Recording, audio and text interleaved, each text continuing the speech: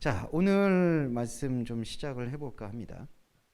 오늘 말씀은 사도행전 3장만이 아니고 2장에서 우리가 좀 빼놓았던 부분, 그 성령의 선물 부분과 그리고 3장의 그 한글 번역에서 옛날 번역으로 이게 콜로스가 안진뱅이로 나왔어요. 네, 그 안진뱅이 비유에 대해서 잠시 설명을 드리도록 하겠습니다. 자, 사도행전 2장 38절이 이제 지난주에 이어서 간략하게 설명드리면 그 성령 체험이 있었죠. 근데 이제 이 성령 체험이 고린도 교회 방언과는 다른 성질의 하나님의 큰 일에 대한 것이다라는 걸 설명을 드렸고, 그리고 베드로가 이제 성령 체험 이전에는 12지파를 조금 억지로 끌어당기는 모습을 보였다가 이제는 다윗의 인용 구절을 통해서 구약의 말씀을 이제 성령과의 교감을 통해서 바로잡기 시작했었죠. 그러면서 거기 모여 있는 사람들에게 마음에 이제 찔림을 일으켰습니다. 근데 그 찔림이 이제 우리의 신앙의 첫 번째 단계라고도 할 수가 있겠죠. 열심히 믿는 종교의 단계에서 그 종교의 모든 것들이 허물어지는 단계, 그리고 다시 세우는 단계가 있는데, 지금 요 스토리는 그 허물어지는 단계라고 보시면 될 것 같아요. 그 허물어지는 단계 속에서 38절이 시작을 합니다. 말씀을 보면서 제가 유인물에 적어드렸던 요 키워드별로 좀 설명을 드리도록 할게요. 베드로가 이르되 너희가 회개하여 예수 그리스도의 이름으로 세례를 받고 죄사함을 받아라. 그리하면 성령을 선물로 받으리라 라고 얘기하는데, 여기서 이제 우리가 묵상해야 될 두 가지 포인트, 세 가지네요. 첫 번째는 회개입니다. 항상 듣는 얘기지만 우리도 항상 새길 필요가 있는 게, 이게 명령법으로 쓰였어요. 회개해라, 메타노에세테. 근데 이 명령법으로 들었을 때 우리가 어떤 거를 실천하려고 하는 거는 인간의 의지입니다. 인간의 노력이에요. 그러니까 이 명령법을 들었을 때는 사실은 이 접점이 이렇게 일어나야 돼요. 하나님이 나한테 명령을 주셨지만 저는 그 명령을 지킬 수 있는 능력이 없다라는 고백이 항상 같이 붙어 있어야 돼요. 그게 성경에서 말하는 명령법을 대하는 자세입니다. 그게 아니라 명령을 주셨으니까 제가 이거를 순종하겠습니다라고 얘기를 하면은 오히려 자기 의가 본질적으로 발동할 수밖에 없어요. 그래서 우리가 늘 신앙 구호처럼 자기 부정해라, 자기 의를 내려놔라 이렇게 얘기하잖아요. 그런데 그게 다 명령법이잖아요. 자기를 부정해라, 자기 의를 내려놔라. 그래서 그 명령법을 순종하려고 할 때 늘 자기 의가 나옵니다. 그래서 그 사이에서 갈등을 하는 거예요. 바울이 이제 항상 유명한 구절이죠. 오호라 나는 공고한 몸이다라고 탄식하는 게 바로 그 지점인 거예요. 구약에서 명령을 줬는데 하나님이 이 명령을 지키려고 하니까 필연적으로 자기 의가 드러나는 거예요. 이거는 교만의 성질과 아예 다르게 그냥 자기 의가 본질적으로 나타나는 거예요. 아무리 겸손한 사람도, 아무리 덕성이 좋은 사람도 여기서 예외가 없는 거예요. 그래서 바울이 이 명령법은 이렇게 받아들이는 게 아니구나라는 걸 깨달은 거죠. 그래서 우리가 이 회개하라라는 명령법을 받아들일 때에는 우리 안에는 회개할 수 없음에 대한 신앙 고백이 항상 함축되어 있다. 이거를 우리가 인정해야 될 필요가 있다는 거죠. 그러면 그 회개의 주체는 누가 될까요? 내 안에 있는 예수 그리스도인 말씀이 주체가 되는 것이다. 그래서 회개하라는 명령은 우리가 회개하는 게 아니라 회개할 수 없음을 고백하고 우리 안에 파고든 말씀이 활동할 수 있도록 그 말씀에 대해서 눈과 귀를 여는 의지, 그게 회개라고 보시면 되겠습니다. 네, 첫 번째가 회개고요.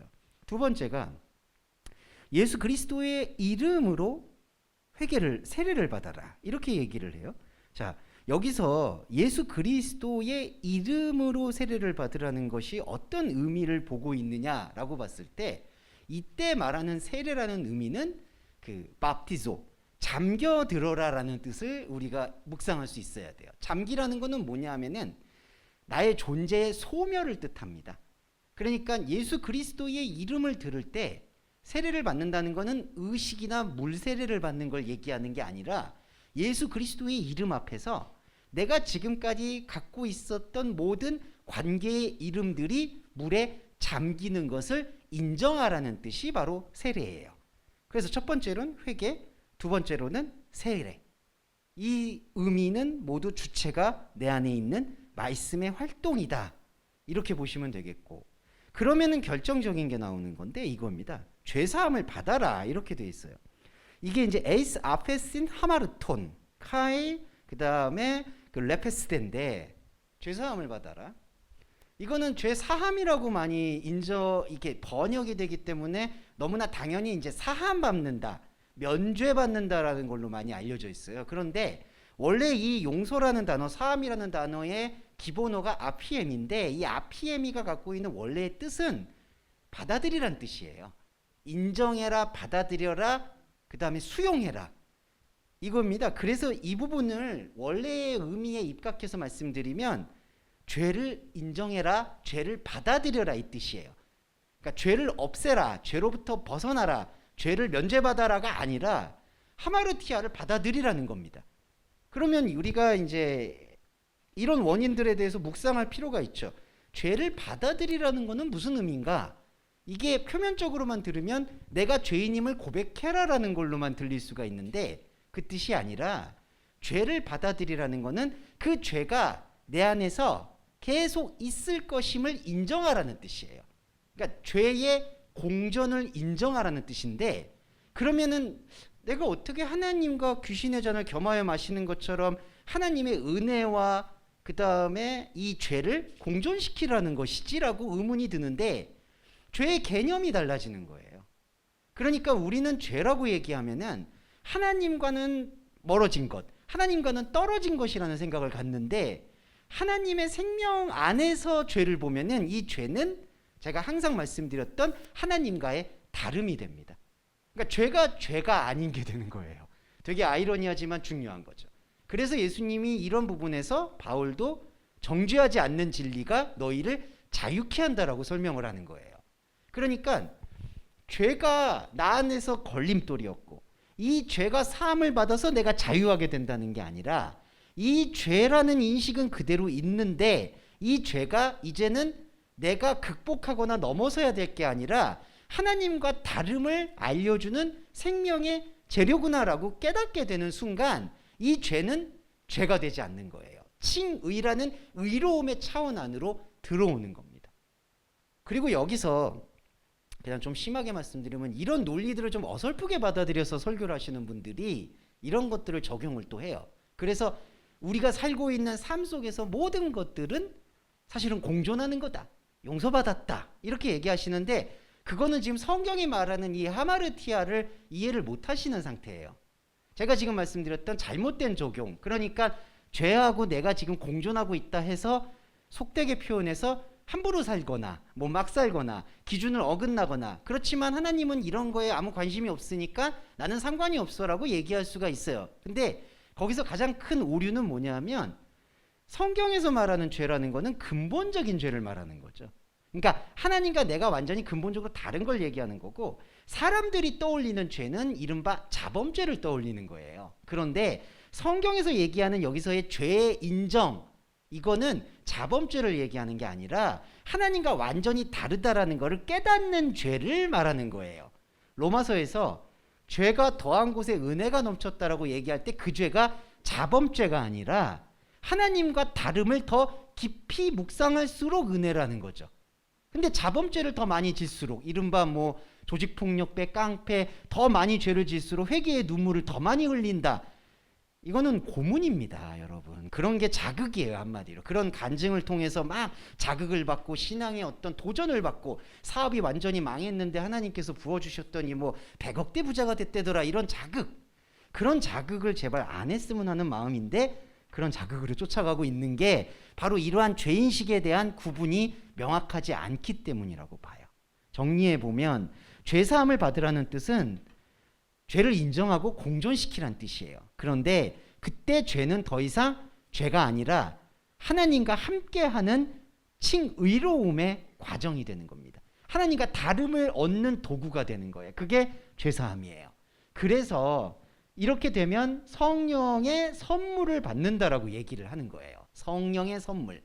그런데 제가 여기 키워드에 여기 적었죠. 2장 38절에 성령의 선물은 인간의 이유 없이 주어지는 하나님의 온전함이라고 표현이 됩니다. 이유 없다는 거에 주목을 하셔야 돼요. 선물이라고 했을 때 인간은 어쩔 수가 없는 게 이 선물은 기브 앤 테이크예요. 그러니까 선물을 받았다라고 하면은 뭔가를 받은 거예요. 그러니까 지금도 여기서 원인을 떠올리게 되죠. 회개하고 세례받고 죄사함 받으면 선물을 받는다 이렇게 되잖아요. 근데 그게 아니라 성령의 선물은 여기서부터가 우리가 이제 치열하게 나가야 될 부분인데, 성령의 선물은 우리가 가지고 있는 현상에서 아무런 대가가 유익이나 효능이 없어요. 이게 단호하게 우리가 정리를 해야 될 필요가 있습니다. 그러니까 성령의 선물이라는 건 여러 은사도 아니고요, 어떤 현상에서 느끼는 감정도 아니고요, 오직 영적인 깊이예요. 그냥. 그러니까 딱 하나로 말씀드리면 성령의 선물은 말씀의 눈과 귀가 더 선명하게 열리는 것, 그거 이상도 이하도 아니에요. 그게 원인이 없는 선물이에요. 여기서 말하는 원인이 없다라는 뜻이 선물이란 뜻이에요. 노래야. 그러니까 우리한테 어떤 유익을 주냐 유익을 안 주냐 이런 구분과는 무관하게 내 안에 있는 영적 자리에서 성령의 선물이 계속 확장되는 거예요. 그게 바로 회개, 세례, 죄사함의 영적 비밀이다. 그래서 제가 여기 키워드로 선물은 원인 없이 주어지는 것, 여러분 이거를 조금 인지해 주셨으면 좋겠다는 게 베드로의 이 깨달음이라고 볼 수가 있겠고, 자 40절로 가면은 여러 말로 확증하며 권하며 너희가 이 패역한 세대에서 구원을 얻으라. 이 패역이라는 게 이제 스콜레스인데 이게 굽었다는 뜻이에요. 굽었다, 휘어졌다. 그래서 이거는 세례 요한이 말한 것과 같은 맥락으로 이해하시면 좋을 것 같아요. 세례 요한도 그의 길을 곧게 만드는 게 내 사역이다라고 표현을 했어요. 여기서도 구분 세대라는 거는 그의 길이 지금 곧지가 않다, 일반적이지가 않다는 것을 설명하고 있다는 것을 얘기하고 있습니다. 그런데 우리가 조금 이거는 심층적으로 말씀드리고 싶은 게, 패역한 세대에서 구원을 받는다라는 게 완성이 아니에요. 이게 무슨 뜻이냐 하면은, 굽었다는 건요, 자기가 종교적으로도 아직 눈을 못 뜨고 있는 상태라는 것을 뜻합니다. 굽었다는 거는, 그러니까 아까 저번 주에도 제가 세상, 종교, 그 다음에 본질 신앙 이렇게 말씀을 드렸는데, 세상에 여전히 있는 상태가 굽은 상태라고 보시면 돼요.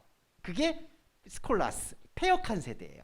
그럼 패역한 세대에서 구원을 받으라는 거는 여기서 진짜 종교적인 자아를 회복하라는 뜻입니다. 그게 굽은 것이 곧게 되는 거예요. 그래서 여러분 아시겠지만 세례 요한의 사명이 뭐였냐면은 굽은 거를 곧게 하는 거였거든요. 근데 그 곧은 길이 완성이 아니었죠. 그래서 세례 요한 다음에 예수님이 오셔서 세례 요한에게 다른 말씀을 전해주신 거예요.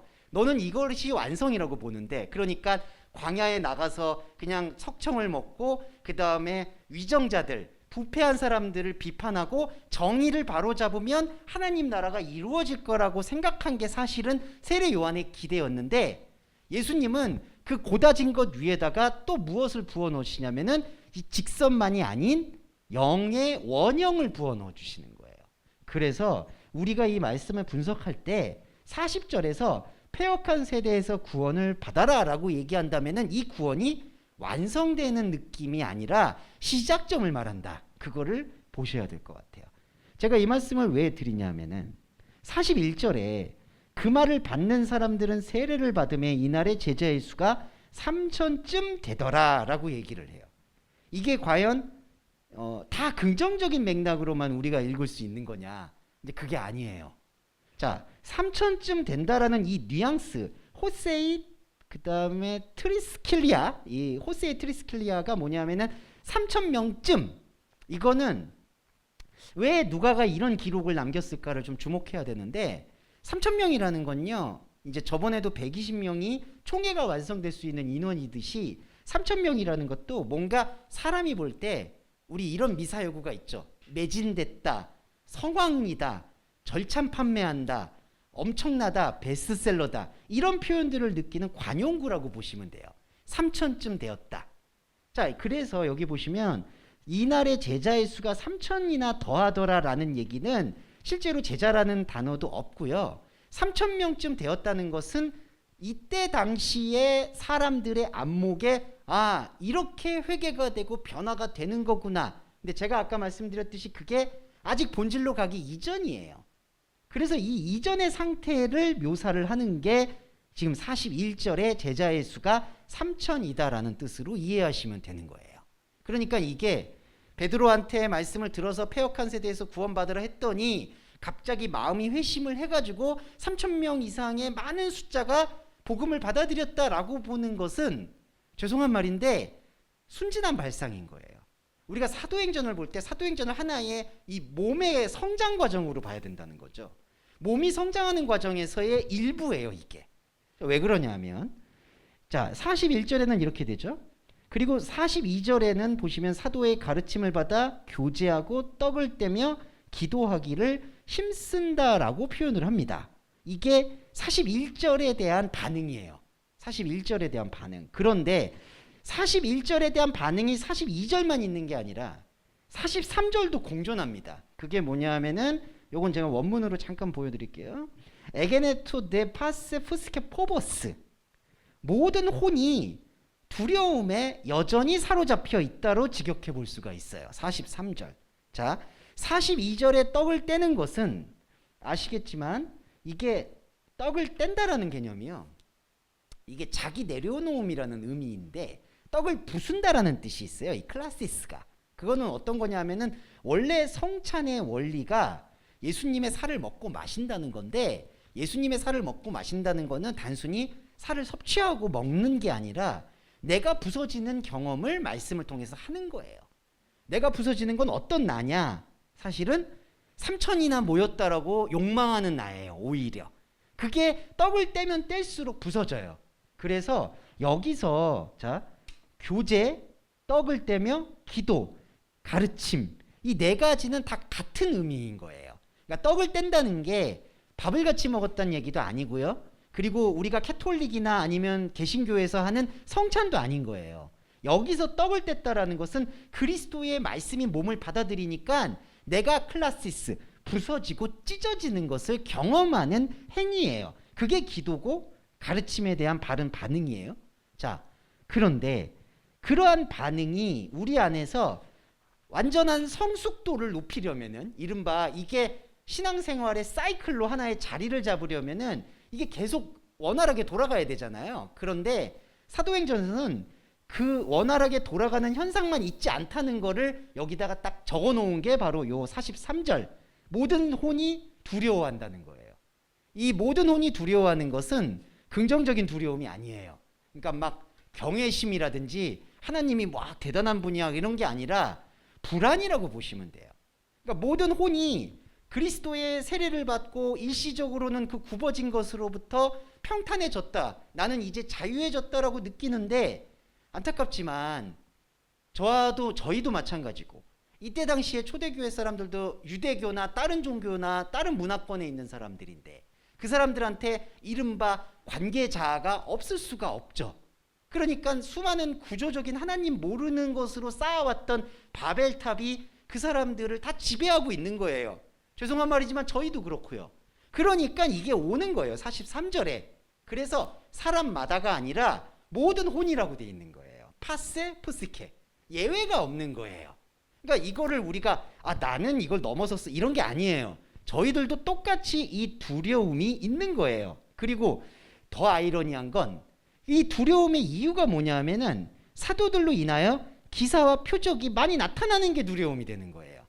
자, 이거는 왜 그러냐면요, 기사와 표적이 나타났기 때문에 두렵다기보다는 기사와 표적의 본질을 보는 게 두려운 거예요. 자, 예수님 사역도 보시면 5,000명을 먹이시고 무리를 걸으시고 이거 다 기적이잖아요. 그러면 그 기적 자체가 소비되는 게 죄송한 말이지만 종교예요. 그 기적, 하나님이 능치 못함을 없도록 허락하셨구나. 초대교회의 사도처럼 능력을 받으면 지금 오늘 이 시간에, 이 순서, 이 시대에도 어떤 우리가 기대하고 생각하는 기도의 응답이 올 수도 있겠구나. 안진뱅이라고 생각한 사람이 일어나고 눈먼 자가 열겠구나. 이제 그런 희망이나 기대를 갖게 되고 자꾸 기도하게 되는 거예요. 그게 기사와 표적을 망쳐요. 왜냐하면 사도들의 기사와 표적의 본질은 떡을 떼는 것 그 이상도 이하도 아니거든요. 왜냐하면은 아까 38절에 성령의 선물을 준다고 했기 때문에. 근데 그 선물은 우리가 생각하는 현상에서의 모든 기대와는 다른 거예요. 영적 차원이라는 거죠. 영적 차원은 사실 우리의 눈과 귀에 안 잡혀요. 육의 눈과 귀에는. 그러니까 영적 차원의 것만 기사와 표적의 본질인데, 사람은 현상에 사로잡힌 존재인지라 그 기사와 표적이 먼저 일어나면 그 기사와 표적을 가지고 이른바 종교생활, 인생, 삶, 이걸 다 꾸려가면서 자기 만족을 얻으려고 한다는 거죠. 근데 말씀은 그걸 다 내려놓으라고 하니까 거기서 충돌이 오고 거기서 불안이 오고 거기서 두려움이 오는 거예요. 그래서 차라리 여기서 이 두려움을 느끼는 거는 축복인 거예요, 오히려. 왜냐하면 이제는 아시겠지만 아예 두려워하지도 않아요. 그냥 기사와 표적을 다이렉트로 받아서 열심히 기도하고 열심히 중부하고 열심히 헌금하고 이러다가 소 뒷다리도 건너서 뭐 잡다듯이 응답 받으면 응답 받았다, 응답 못 받으면 기도가 부족하다, 이런 식으로 계속 다람쥐 쳇바퀴 걸다가 끝나는 거예요. 그게 죄송한 말이 있는데 3,000쯤이에요. 제자의 수가 3,000쯤 되더라. 폐역한 세대에서 구원을 받았다고 그냥 죄송한데 기뻐 날뛰는 상태예요. 이거는 아니에요.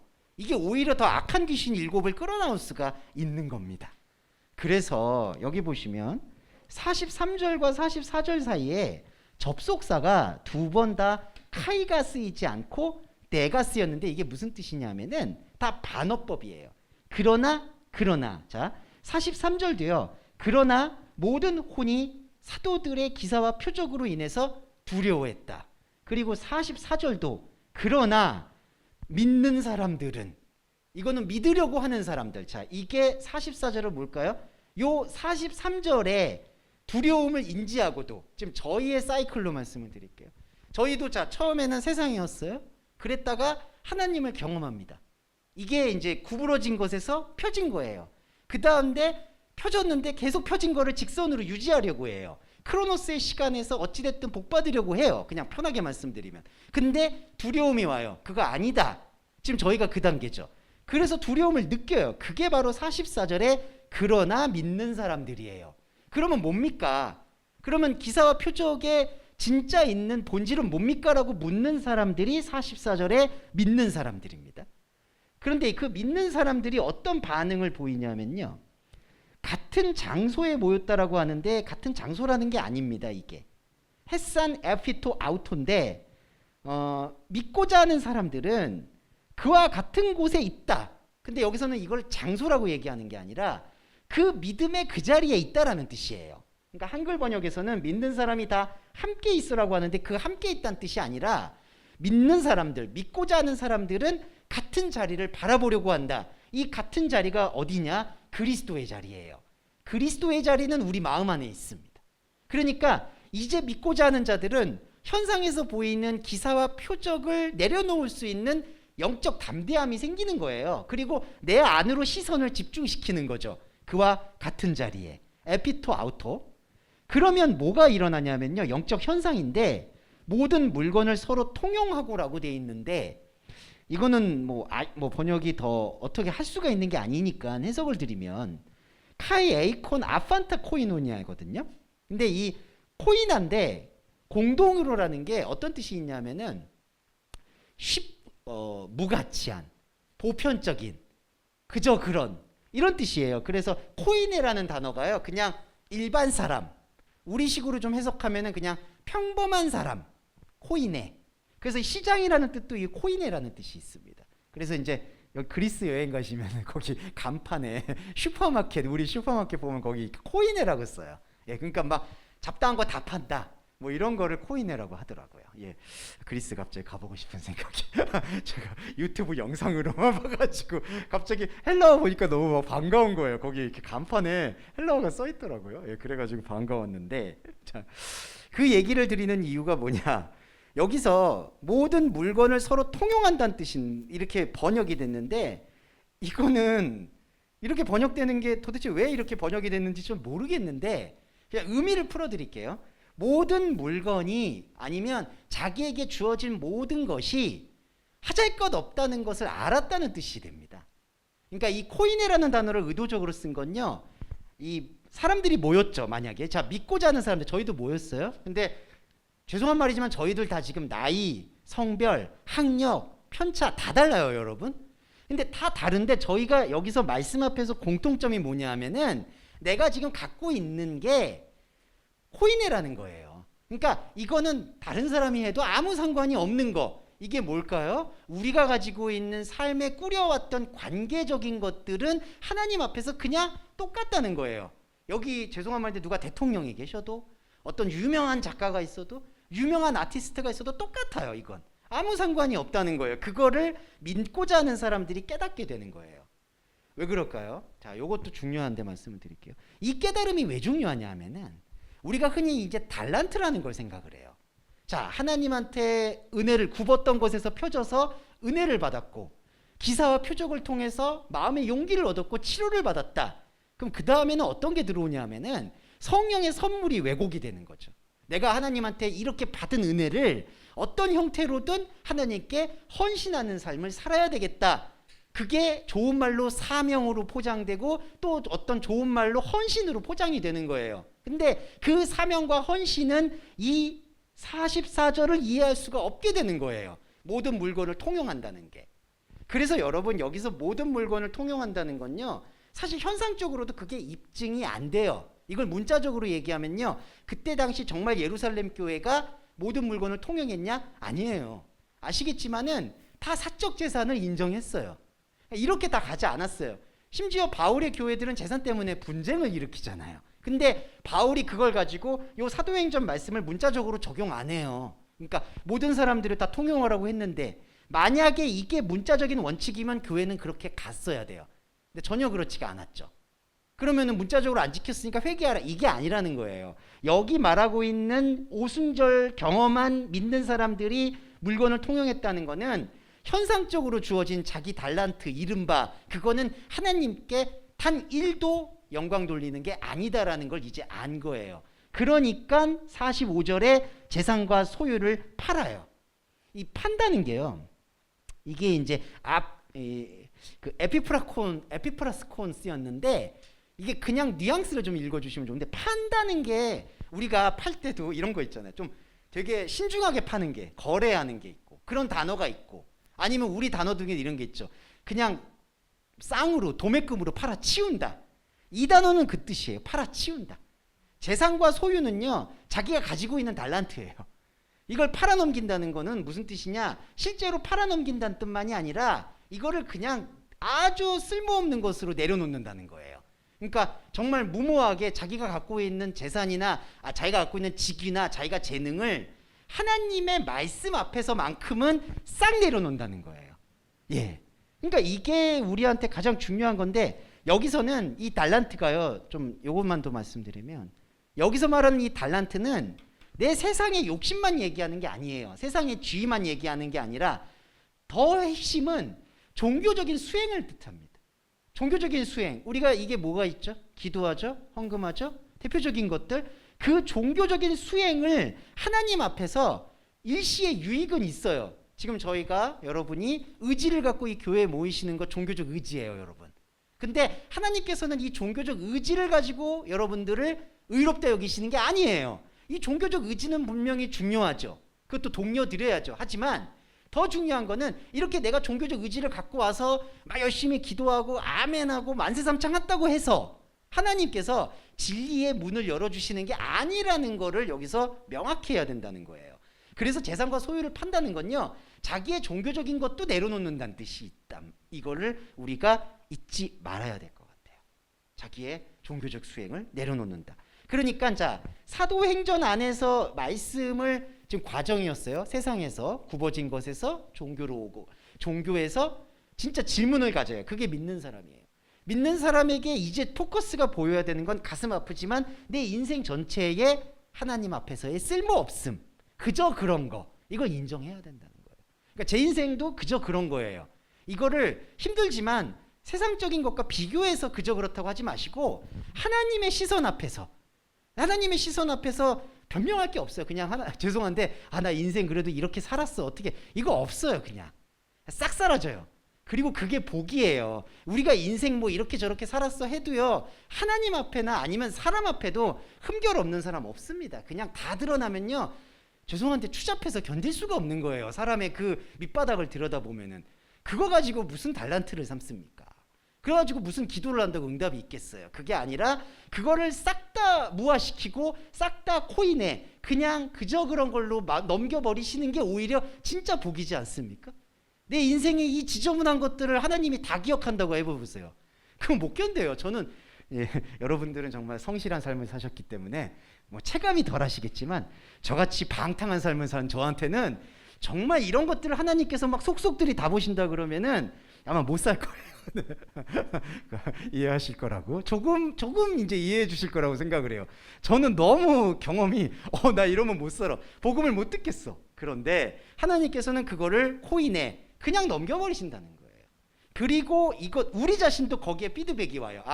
하나님이 나의 삶의 속속들이 보시는 게 아니라 그분도 그저 그렇게 보니까 나도 그저 그렇게 보면서 어디에 집중을 하느냐, 여기 보시면은 각 사람의 필요를 따라 나눠주고 날마다 마음을 같이 하는 것에 모이기를 힘쓰게 됩니다. 그럼 여기서 모이는 건요, 히에로예요. 이게 무슨 뜻이냐? 이 성전은 한 장소를 얘기하는 게 아니라 각자의 마음 자리를 뜻한다는 거죠. 그러니까 여기서 각자의 마음 자리는 영적인 지평을 말하고 있는 거예요. 그러니까 이렇게 해서 신앙은 열리기 시작한다. 이렇게 볼 수가 있겠고, 또 하나 말씀드리면 제일 허무한 게 45절에 하나만 더 말씀드리고 이제 쉬었다 할 텐데요. 재산과 소유를 팔아 필요를 따라 나눠준다라고 얘기를 하는데, 이 말씀의 원리대로 우리가 이걸 묵상을 하게 되면요, 이 필요가 없어져요. 네. 자, 왜 그러냐면 아시겠지만 공산주의가 성립이 안 되는 이유는 모든 재환에는 높낮이가 있어서 그래요. 네. 그러니까 아무리 평등하게 물물 교환을 했다 그래도 찜찜한 게 남아요. 그러다 보니까 조금씩 균형의 편차가 생기죠. 그래서 공산주의라는 것은 안타깝지만 성경의 이상적인 문자주의라고 보시면 돼요. 왜냐하면 칼 막스도 이제 이 부분에서 가장 꽂혀서 모든 사람들의 소유 분배에 대해서 이제 시작을 한 건데, 뭐 그런 이념을 가지고 있는 사람들을 비판하는 건 아니지만 그거는 성경이 얘기하는 문자의 극단적인 밀어붙임이라고 보시면 되겠고, 모든 재화에는 편차가 생겨요. 그런데 이 코인회를 적용하면요, 이게 지금 말씀의 진리를 우리가 받아들였을 때 내 삶의 모든 게 무의미해지잖아요. 그러면은 자, 저희 여러분 지금 초대교회입니다. 여기가 동서말씀교회 좀 봐요. 그렇게 봐요. 근데 여러분들이 다 내려놔요. 자, 재산과 소유라는 거를. 근데 만약에 여러분들 중에 이 코인회를 깨닫지 않은 분이 있다면 그걸 약탈을 하겠죠. 네, 저의 예를 들게 제가 코인회를 못 깨달았고 여러분은 깨달았는데 여러분들이 갖고 있는 달란트를 내려놨어? 그럼 저한테는 그게 다 세상의 활용법으로 보이겠죠. 그러니까 막 뺏겠죠. 그런데 여기 믿는 사람들입니다. 이 믿는 사람들은 서로가 다 내려놔요. 근데 서로가 다 이게 무가치한 거예요. 그러니까 성도님이 내려놓은 거나 제가 내려놓은 거나 이게 아무 무가치한 거예요. 그러니까 필요를 따라 나눠준다라는 개념은요, 궁극적으로는 아무도 안 쓴다는 얘기예요, 이거를. 네. 그러니까 여기서 필요를 따라 나눠준다라는 거를, 그러니까 저는 이런 게 죄송한 말인데 이거 비판이 아니라 너무 순진하신 것 같아요. 그러니까 이런 거를 뭐 진짜 실천을 하시려고 뭔가 소유를 버리신다든지, 소유를 버려도요, 자연만 봐도 자연의 편차가 생겨요, 여러분. 이건 인정하셔야 돼요. 여러분들 중에 장미를 좋아하시는 분이 있고 아니면 들풀을 좋아하시는, 그거 다 취향마다 달라요. 그게 가치 편차예요. 복음은 그 가치 편차가 아니라는 거예요. 그건 그냥 우리가 삶을 살 때 느끼는 기쁨으로 받아들이시면 되는 거고, 여기서 필요를 따라 나눠준다라고 했을 때에는 그 가치 편차가 있는 걸 나눠주는 게 아니라 무가치한 것을 계속 고백하는 공동체 앞에는 그냥 재산이 쌓인다, 이렇게 보시면 돼요. 네. 그래서 여기 45절에 각 사람의 필요를 따라 나눠준다라는 얘기는 그냥 서로 간에 좋은 마음으로 이렇게 서로 뭐 내가 차가 있네, 당신 집이 있네, 이렇게 바꾸고 이런 게 아니라는 거를 조금 이해해 주시면 감사할 것 같고, 여기서의 핵심은 필요가 없어지는 상태. 그러니까 저게 더 좋아 보여, 이런 게 없어지는 상태. 삶에서 완전히 무덤덤해지는 상태. 이거라고 설명을 하시면 되겠습니다. 네, 이게 이제 2장에서 성령의 체험, 종교로 넘어와서 본질로 오고, 그리고 그 본질에서 왔을 때 나타나는 초대교회의 진짜 모습, 이렇게 설명을 드렸습니다. 네, 잠깐 쉬었다가 다시 보겠습니다. 많으셨습니다. 맨날 고생이라고 말씀드리는 게 아마 이제 이해가 되실 거예요. 예, 이게 사실은 메시지는 딱 하나인데 결국에는. 근데 그 하나가 우리 안에서 이렇게 뿌리 내리는 게 참 쉬운 문제가 아닌 것 같아요. 그러니까 그 영적자의 확립이 우리 안에서 뿌리 내리는 과정도 사실 되게 지난한 과정을 거치고 있다라는 거를 보여주는 유일한 신약성경 역사서가 사도행전이 아닌가. 그래서 베드로도 그렇고 요한도 그리고 바울도 계속해서 진리의 복음도 전하고 또 한편으로는 막 허물어지고 이제 그런 것들이 계속 교차되는 모습을 보면서 때로는 이게 야 우리도 이렇게 해놓으면 이거 어떻게 사나 싶기도 하지만 또 때로는 이런 것들을 확인해 나가는 이 소중한 이런 영적 지도가 있다는 게 그래서 성경이 그런 의미에서 구원이구나라는 생각을 갖게 되는 것 같습니다. 근데 그 구원의 지도를 보는 데 있어서 지도를 잘 봐야 되겠죠. 지도에 그 축적된 거라든지 위치라든지 장소를 그냥 잘못 알고 그냥 거기로 간다고 해서 낭만적으로 나는 거기 갔어라고 얘기할 수는 없잖아요. 그래서 지도를 좀 정확히 파악한다라는 개념으로 같이 좀 흡수해 주시면 좋겠습니다. 자, 3장을 볼게요. 3장은 크게 얘기할 것들이 많지는 않습니다. 이게 내용은 많은데 제가 베드로의 행적을 결코 폄하하려는 건 아닌데 뭐 크게 이렇게 인사이트가 있는 부분이 많지는 않아요. 근데 이제 이거를 포인트를 먼저 말씀을 드릴게요. 이제 베드로와 요한의 놀라운 영적 성숙도 뭐 이런 거를 좀 발견할 때 이제 저같이 우매한 사람이 좀 희망을 얻는 거 이런 거 있습니다. 베드로와 요한이 이제 달라져요. 물론 요한이 있으니까 죄송한데 자꾸 제가 베드로를 너무 무시하는 것 같아서 죄송한데 네, 죄송해요.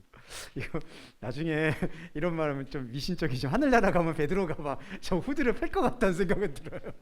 그분 덩치도 이렇게 큰 걸로 알고 있는데 여기서 베드로와 요한이라고 표현하는 게 중요한 게 요한이 옆에서 이제 어떤 그 코칭이 되나 봐요. 그래서 이런 얘기를 해요. 이 성전 안에서 앉아 있는 사람. 자, 요게 하나의 메시지인데요. 자, 실제로도 성전 안에서 이렇게 날 때부터 하반신 마비로 있는 사람이 있을 수 있어요. 그리고 치료가 되는데 이게 메시지가 뭐냐면은 성전 안으로 들어가지 못하는 상태를 이렇게 표현하는 거죠. 그러니까 성전 앞에서 이렇게 하반신가 마비가 되니까 안으로 못 들어가는 상태. 근데 그게 바로 아까 그 명령법에 대한 오해라고 이걸 진단하고 있는 걸로 우리가 이해해 볼 수 있다.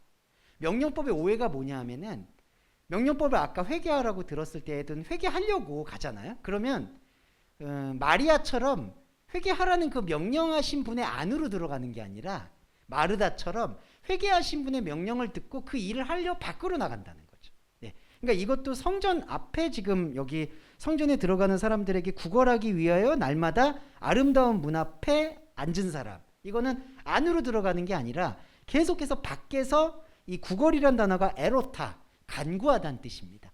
그래서 제가 지난번에 기도와 간구를 좀 말씀드렸어요. 충돌을 말씀드렸죠. 여기서도 이 구걸이라는 개념이 바로 성전 안이 아니라 성전 밖, 곧 명령법을 실천하려고 간구하는 사람.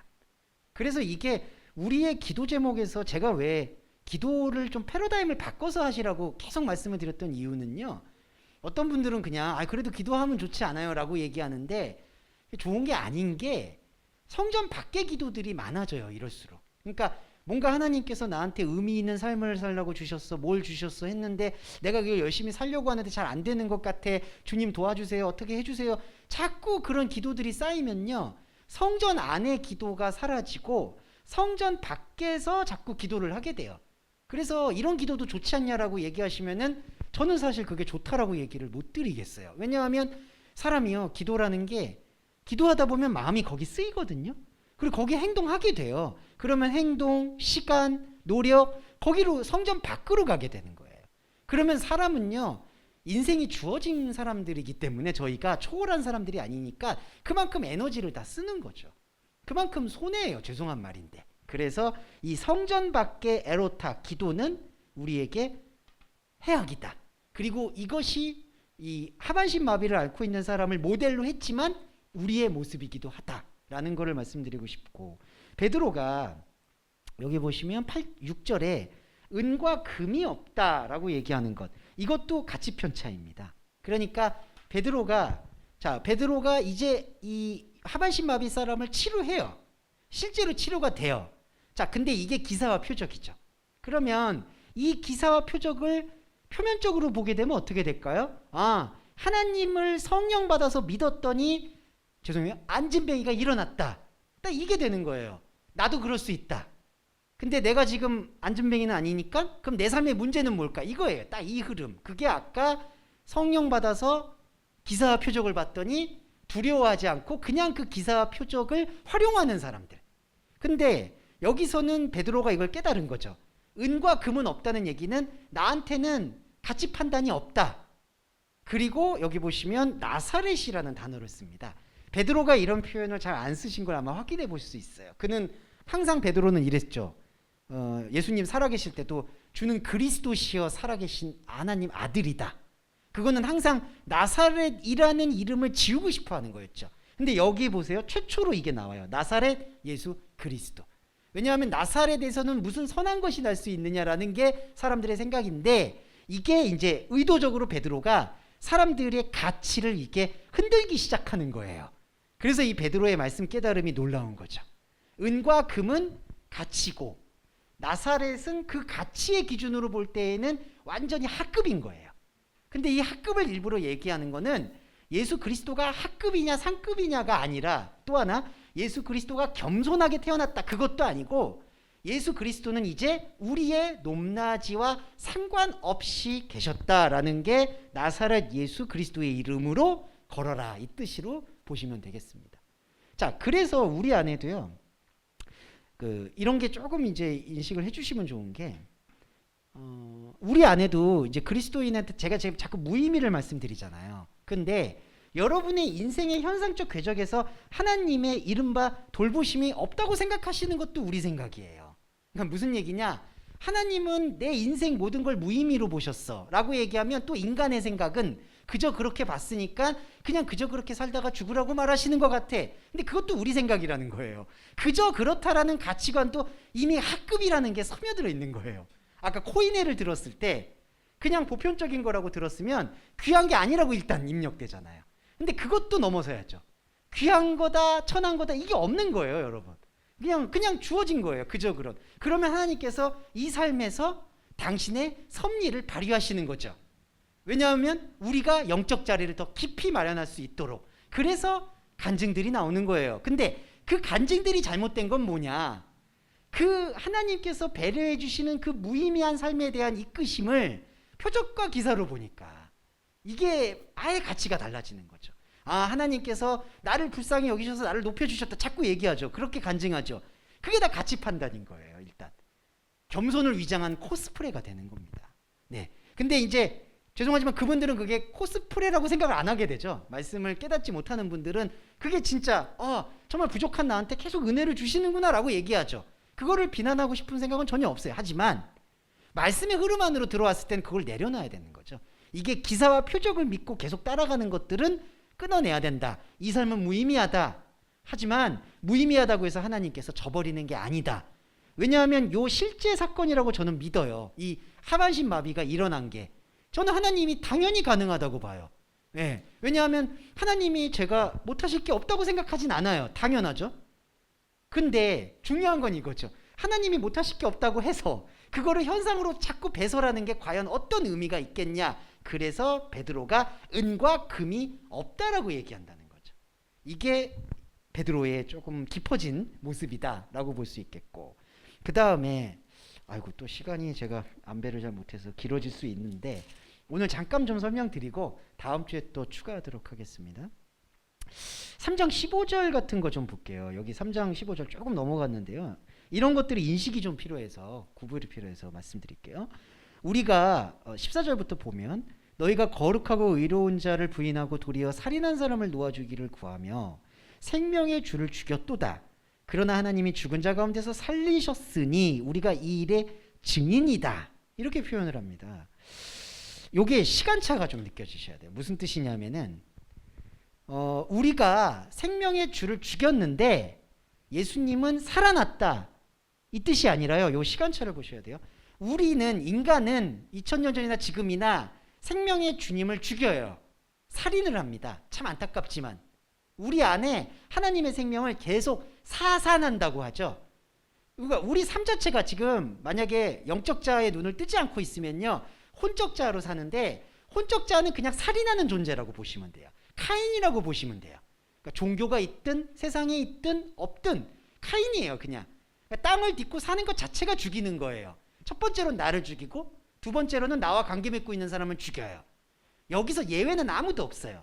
그래서 여기 보시면 15절에 생명의 주를 죽였다는 건 예수님은 십자가에 못 박았다는 것만이 아니라 2000년이 있든 지금이든 우리는 모두 매 순간 숨을 쉴 때마다 생명의 주를 죽이는 거예요.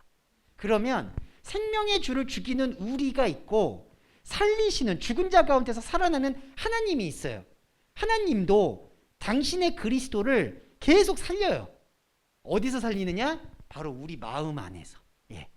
그러니까 우리는 계속 죽이고 있어요. 하나님은 계속 살리세요. 근데 이게 구렁처럼 간격이 있어요. 그러니까 우리는 계속 죽이는데 내가 죽이는 걸 모르고 하나님은 계속 살리고 있고 이건 영적 자리.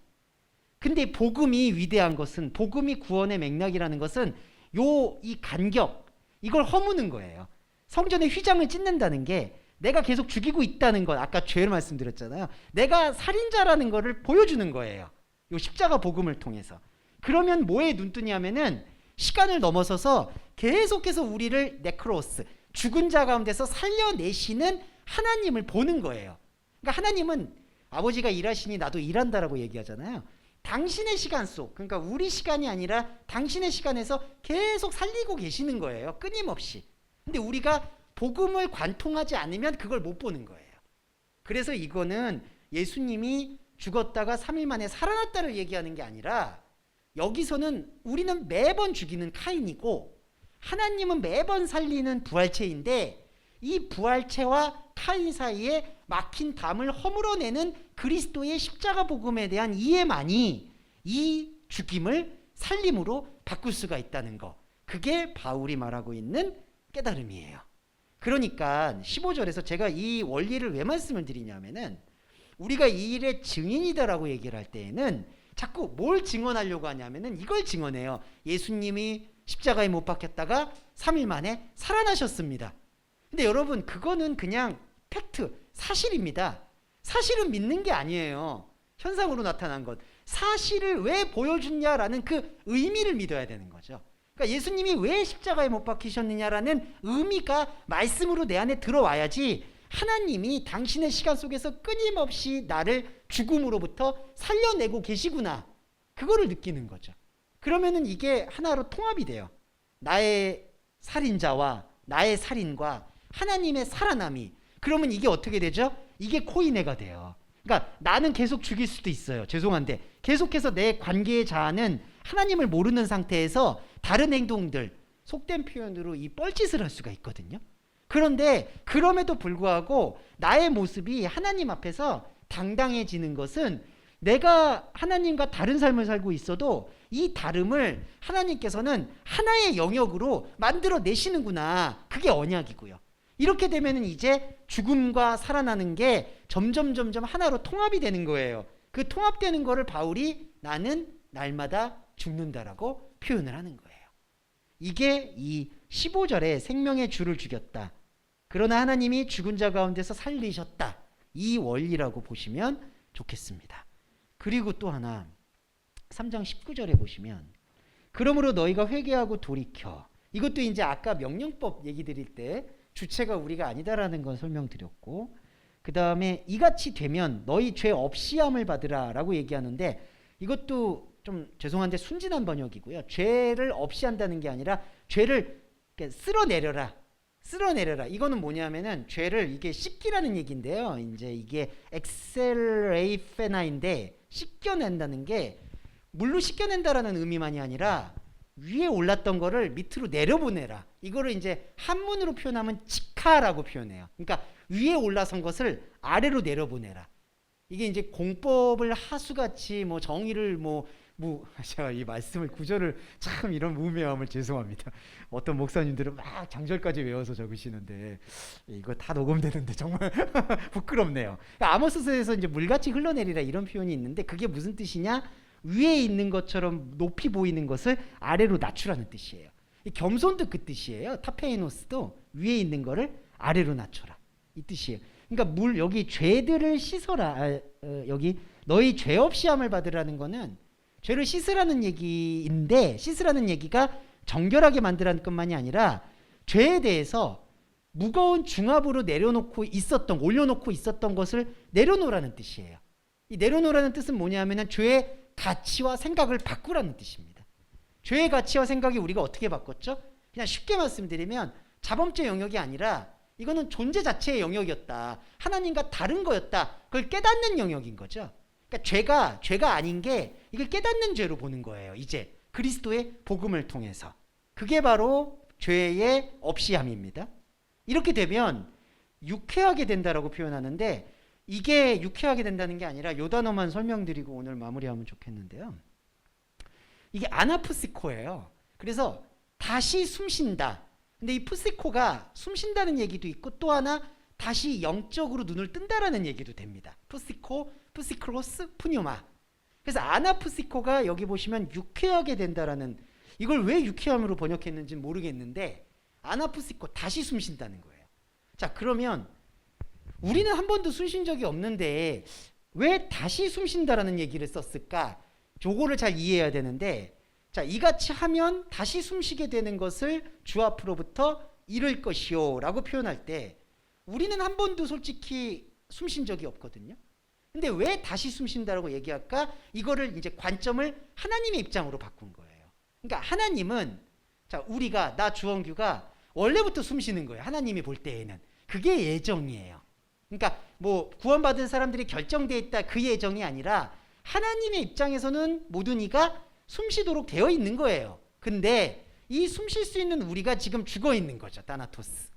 그러니까 이거를 모르는 거예요. 근데 하나님이 볼 때에는 이제 우리가, 저와 여러분이 바로 이 유쾌함의 의미, 죄 없이 함의 의미, 하나님의 말씀의 의미, 이것과 교감을 일으키죠. 그러면은 숨을 쉰 거예요. 저와 여러분이. 그러면 하나님이 볼 때에는 이 자녀가 원래 숨을 쉬고 있었는데 우리는 죽어 있었고, 하나님이 볼 때에는 이 원래 숨을 쉬고 있었던 자녀가 회복이 되니까 이거를 아나푸시코, 다시 숨쉰다라고 보시는 거예요. 그래서 부활도 마찬가지예요. 아나스타시스, 다시 일어나다. 하나님이 볼 때는 이미 일어나 있는 거예요. 근데 우리는 이미 일어나지 않고 계속 죽어 있는 상태죠. 그러니까 죽은 거에다가 죽은 잔치만 하는 거예요, 자꾸. 그랬다가 그거를 최초로 돌이켜서 복음으로 내가 일어선 존재였구나, 하나님 앞에서. 그걸 보면 하나님의 입장에서 우리는 다시 일어난 거예요. 이게 바로 선지자들을 다시 일어나게 하는 것, 주의 얼굴로부터 유쾌해지는 것이라는 설명이고요. 그 다음에 베드로가 여기 보시면은 사무엘 때부터 24절에 사무엘 때부터 오므로 말한 모든 선지자, 그리고 22절에 모세가 말하되 주 하나님이 너희를 위하여 너희 가운데, 너희 형제 가운데 나 같은 선지자 하나를 세울 것이니 라고 얘기하는데, 이거를 구약의 이제 신명기의 인용 구절로 알고 있지만 22절 먼저 말씀드리고 마무리할게요. 이거는 많이 구약에서 적용을 그 레위 지파 사람들이라든지 아론을 얘기하는 것처럼 이해를 해요. 아니면 여호수아. 근데 그게 아니라요. 너의 형제 가운데 선지자. 이거 다 나의 캐릭터로 보시면 돼요. 내 형제는요, 나의 관계 맺고 있는 자예요. 이 타인이 아니라 내가 관계 맺고 있는 세상, 종교, 인간의 생각. 그들에게 선지자가 있다는 거예요. 이게 왜 그러냐면요. 이게 신비 중에 신비인데, 자, 하나님과 연합되어 있는 내가 있고요. 주원규가 있고, 세상과 아니면 종교와 뿌리를 맺고 있는 주원규가 있어요. 근데 자, 하나님의 연합 맺고 있는 이거는 선지자가 아니에요. 여기가 선지자인데, 여기가 왜 선지자냐면은, 이게 선지자가 될 수 있는 요건이 뭐냐면은, 이 하나님과 함께 있는 내가 말씀을 비추잖아요. 그러면 여기서 세상과 관계 맺고 있는 내가 나의 하나님 없음을 보잖아요. 그게 선지자예요.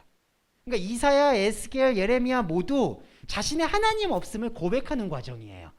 그래서 아시겠지만 엘리야도 그 로뎀나무 가서 울잖아요. 그게 그냥 하나님 없는 거 발견한 거예요. 그리고 정말 죄송한 말인데 내가 지금까지 사역 잘못했다라는 걸 고백하는 자리예요. 그래서 회리바람 타고 올라간다고 하죠. 그게 아름답게 승천하는 게 아니라, 죄송한데 그냥 부끄러워서 사라지는 거예요. 그러니까 나의 사역이 그게 의미가 없구나. 근데 그 다음에 패착은 여러분 아시겠지만 그 제자이죠. 엘리사가 그걸 붙잡아서 선지 학교를 만들어. 그게 잘못되는 거예요. 선지자는요, 그냥 내가 하나님 없음을 고백하는 거예요, 이 선지자. 그래서 모세가 이걸 말해요. 나와 같은 선지자. 그러니까 모세는 비로소 하나님을 만나서 그걸 고백한 거예요. 하나님 앞에서 나는 없구나. 아무것도 아니구나. 그게 선지자예요. 그래서 여기 베드로가 이제 선지자의 이야기들로 계속 얘기하고 있어서 이 의미를 살려내고 있다. 이렇게 보시면 좋을 것 같습니다. 자, 장시간 좀 말씀을 드렸는데 말씀 정리를 좀 해볼게요. 2장에서는 구부러진 그 종교 세상 상태에서 곧게 펴진 종교 상태로 돌아와서 그 곧게 펴진 상태에서 기사와 표적 앞에서 본질로 들어갈 수 있는 두려움의 영역을 확인하고 그 두려움의 영역 속에서 가장 중요한 깨달음은 우리 삶의 코인애를 발견하는 거예요. 이제 거기서도 아까 말씀드렸지만 가치 판단이 허물어질 때 제일 명심하셔야 되는 거는 그 허무하다, 무의미하다라는 거를 부정적인 편견으로 보지 않으셔야 돼요. 근데 사람 생각이 다 그렇잖아요. 무의미하다, 허무하다 이거 맨날 얘기하면은 인생 그냥 헛살았다 이런 걸로 보잖아요. 그것도 생각을 지우셔야 돼요. 하나님께서는 그 무의미한 걸 가지고 우리를 또 끌고 가시니까 이렇게 신앙생활의 과정을 이해하고 모든 거는 코인에 그냥 공통으로 그래서 필요를 따라 나눠 쓴다라고 내어놓지만 아무도 쓰지 않게 되는 상태. 그렇게 될 때 우리 안에 진정한 영적인 눈이 확보가 되면서 은과 금으로 이제는 기사와 표적을 보여주는 게 아닌 우리가 살고 있는 무의미의 삶을 다루시는 하나님의 섭리 방식은 본질의 방식으로 우리를 섭리하신다라는 것과 십자가를 믿는 그 역사적 사건을 믿는 것만이 중요한 게 아니라 우리는 태어나면서부터 죽을 때까지 안타깝지만 계속 죽이는 사람인데 카인인데 이 카인의 생명 안에 아벨을 집어넣으셔서 그 아벨로 하여금 우리가 하나님은 계속해서 우리를 살려내는구나라는 것을 확증하는 것 그게 증인의 삶 이렇게 정리를 볼 수가 있겠고 이런 증인의 삶의 눈을 뜨면 하나님의 차원에서는 내 자녀 내가 다시 숨을 쉬었다라고 인정해 주시는 거예요. 그게 칭의가 된다. 그리고 그게 곧 구원이다라고 보시면 되겠습니다. 그리고 또 하나 당부드리고 싶은 건 이렇게 말씀을 듣고 어디 적용하는 게 아니라는 거. 네, 그러니까 이렇게 말씀을 들었으니까 내가 삶에서 달라져야지 이것만 내려놓으세요. 그러면 오히려 삶에서 조금 더 편해지고 자유로워지는 게 찾아오실 거라고 저는 확신합니다. 네, 적용 안 하시는 거. 참 이게 설교가 이상해. 뭐 일주일 동안 또 열심히 죄짓지 마세요 이런 거 해야 되는데 이제 그런 거 아니라는 거 잘 아시기 때문에 그냥 교감하는 차원에서 말씀드렸습니다. 네, 시간 좀 지났네요. 자, 정리기도와 주기도문으로 오늘 예배 마무리하겠습니다. 사랑의 주님, 당신의 생명과 당신의 능력으로 지금까지 왔습니다. 그러나 이 능력이 사람의 가치 판단으로 평가되지 않는다는 것을 주님께서는 계속해서 높아심을 가진 어른처럼 말씀하고 계십니다. 주님, 바라옵기는 당신의 이 말씀이 이제 잔소리로 들릴 수 있도록 정말 우리가 이 말씀의 정확한 원리를 깨우칠 수 있도록 허락하심을 또한 감사드립니다. 사도행전을 통해서 그 제자들의 삶의 변화를 우리가 읽습니다. 이 제자들과 사도들의 변화가 곧 저와 동서말씀교회 지체 여러분들의 변화임을 고백합니다. 이 고백의 순간 위에 주여 우리를 세워주시옵소서. 당신의 생각으로 채워주시기를 간절히 소원합니다. 주님, 이런 생명의 열정과는 상관없이 우리가 살게 되는 우리의 삶에서 여러 문제들이 일어나는 건 어쩔 수가 없는 모양입니다. 경제적인 문제, 관계의 문제, 또 하나 건강의 문제가 우리의 발목을 붙잡을 때가 많습니다. 하나님 바라옵기는 우리가 하나님의 말씀을 온전히 섭취하고 느낄 수 있도록 이 삶의 모든 일들이 평평하게 가라앉을 수 있도록 배려해 주시기를 소원합니다. 문제가 있는 지체 여러분들에게는 그 문제의 해결을 통해 하나님께 영광을 돌리는 게 아니라 그 문제의 가라앉음을 통해서 하나님의 다시 살아난 영적인 생명을 볼 수 있도록 배려해 주시기를 또한 소원합니다. 하나님의 능력과 말씀으로 또 한 주를 살아가게 되기를 간절히 소원하며 예수 그리스도의 이름으로 감사하며 기도드립니다. 아멘. 주기도문 하겠습니다. 하늘에 계신 우리의 아버지여, 이름이 거룩히 여김을 받으시오며 나라에 임하옵시며 뜻이 하늘에서 이룬 것 같이 땅에서도 이루어지이다. 오늘날 우리에게 일용할 양식을 주옵시고 우리가 우리에게 죄 지은 자를 사하여 준 것 같이 우리의 죄를 사하여 주옵시고 우리를 시험에 들게 하지 마옵시며 다만 악에서 구하옵소서. 대개 나라와 권세와 영광이 아버지께 영원히 있사옵나이다. 아멘.